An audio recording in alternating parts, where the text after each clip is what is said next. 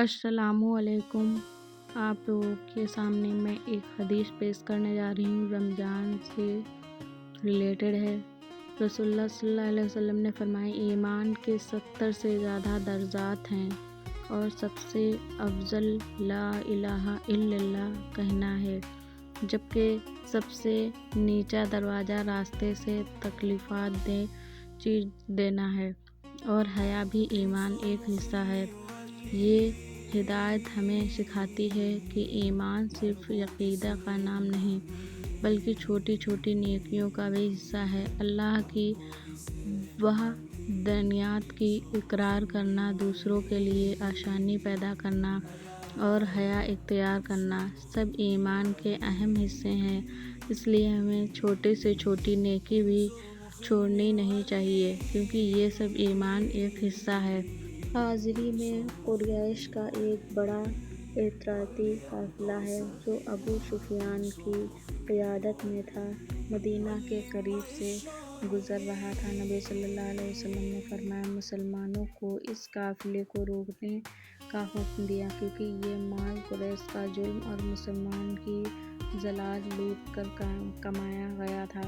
مگر ابو سفیان نے اس بات کی خبر مکہ بھیج دی اور قریش کا 1000 کا لشکر، جس میں مکہ کے بڑے بڑے سردار بھی شامل تھے، جنگ کے ارادے سے نکل پڑا۔ مسلمان صرف 313 تھے، کام علیشہ اور صرف 2 گھوڑے، مگر ایمان سے لگے 17 رمضان کو بدر کے میدان میں دونوں فوجیاں آمنے سامنے آئیں۔ اللہ نے مسلمانوں کی مدد کے لیے فرشتے بھیج دیے اور یہ چھوٹی فوج قریش پر بھاری پڑ گئی۔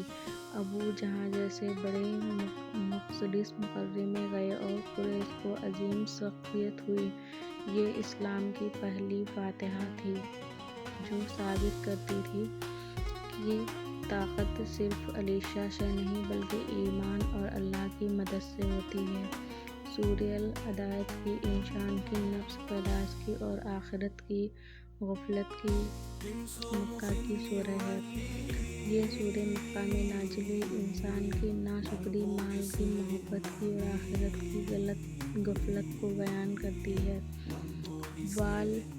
والعدویٰ قسم ہے ان گروہوں کی جو لڑائی میں جوش سے ڈھونڈتے ہیں، فالمریات قدح جو اپنی نسلوں سے چنگاریاں نکالتے ہیں، فالمغیرات صبح جو صبح کے وقت اچانک دشمن پر حملہ کرتے ہیں، فأثرن بہ نقعا جو زمین سے گڑھ اور گوبر اڑا دیتے ہیں، فواسطن بہ جمعا اور جو دشمن کے بیچ گھس جاتے ہیں، ان الانسان لربہ لکنود بے شک انسان اپنے رب کا بڑا ناشکر ہے۔